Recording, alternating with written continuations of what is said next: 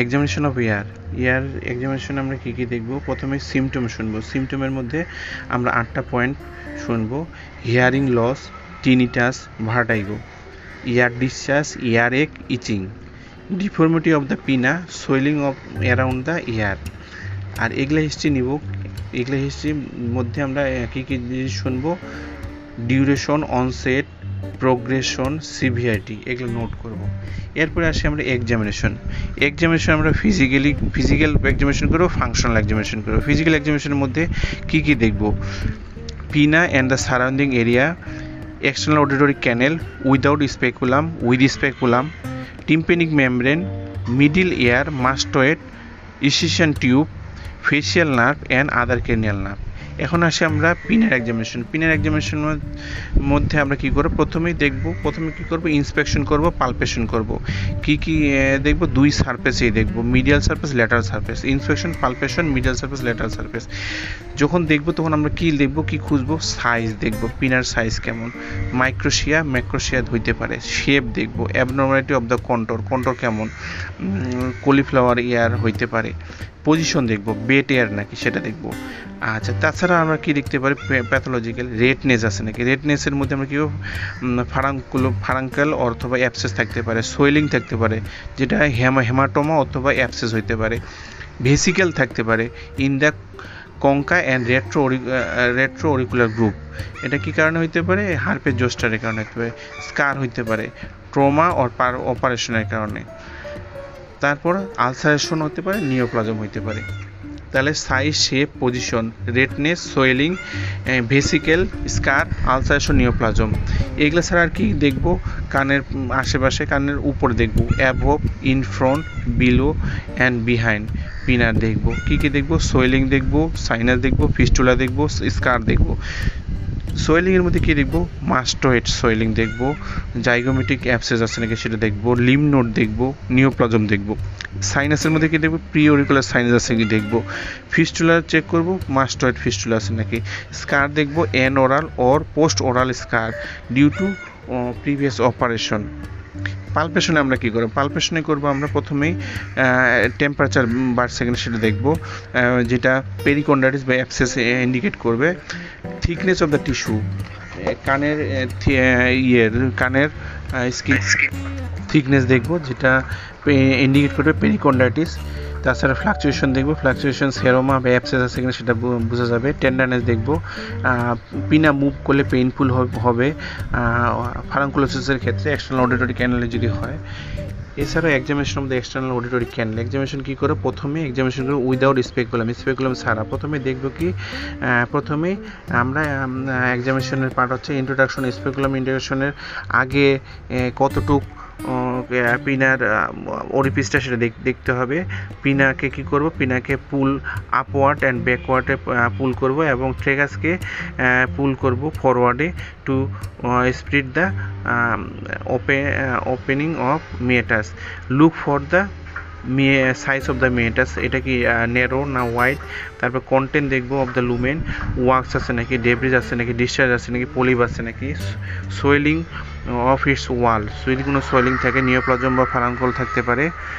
Examination with speculum, তারপরে এই speculum ঢুকাবো। Speculum ঢুকানোর পরে লার্জেস্ট স্পেকুলামটা নিব, যেন কানের মধ্যে ভালো করে ফিট হয় এবং আমাদের দেখতে সুবিধা হয় সব কিছু।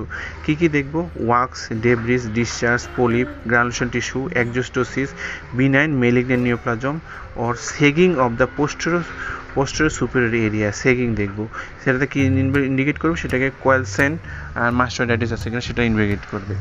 আচ্ছা, এরপর examination of the tympanic membrane examination করব।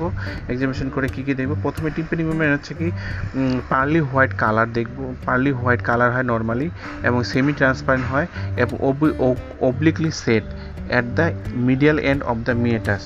এটা দুইটা পার্স টেন্সা, পার্স ফ্লাসিডা। এর মধ্যে আমরা কী কী দেখব, কালার দেখব, পজিশন দেখব, surface of the tympanic membrane দেখব, মোবিলিটি দেখব। কালারের মধ্যে কী কী দেখব, কালারের মধ্যে আমরা দেখব রেডনেস আছে নাকি, রেড অর কনজেশন আছে নাকি, এটা কি ইন্ডিকেট করবে, এটা ইন্ডিকেট করবে একুট অটারিস মিডিয়া। ব্লুইশ নাকি সেটা দেখব, সিক্রেটরি অটারিস মিডিয়া অর হেমোটিম্প্যানাম ইন্ডিকেট করবে। চকি প্লাক দেখব, টিম্পেনোস্ক্লেরোসিস ইন্ডিকেট করবে। পজিশন দেখব টেম্পারিং মেমব্রেন কি রিট্রাক্টেড না বালজিং। রিট্রাকশন জেনারেল রিট্রাকশন হইতে পারে টিউবাল অক্লুশনের কারণে, রিট্রাকশন হইতে পারে রিট্রাকশন পকেট থাকতে পারে এটিক অর পোস্টো সুপিরিয়র রিজিয়নে, যেখানে কালেকশন থাকতে পারে ইপিথেলিয়াল প্লাক কলিসিওটোমার জন্য। টিম্পারিং মেমব্রেন দেখব। টিম্পারিং মেমব্রেনের মধ্যে টিম্পারিং মেমব্রেন যদি ভেরি থিন হয় এবং ডিপলি রিট্রাক্টেড হয়, এটা প্রমোটরি গায়ের সাথে লাগিয়ে থাকতে পারে। কোন সময় হয় এটা এডহেসিভ অডারেস মিডিয়ার ক্ষেত্রে হয়।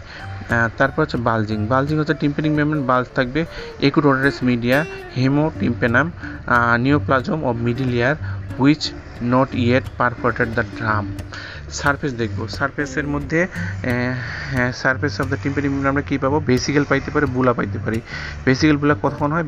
হার্পেস জোস্টার আর মাইরিনজাইটিস বুলোসা হইতে পারে। পারফোরেশন থাকতে পারে একুট অর ক্রনিক অডারেটিস মিডিয়ার কারণে। এই পারফোরেশন সেন্ট্রাল থাকতে পারে পার্স টেন্সাতে, এটিকে হইতে পারে পার্স ফ্লাসিডাতে। মার্জিনাল হইতে পারে অ্যাট পেরিফেরি ইনভলভিং দ্য এনুলাস।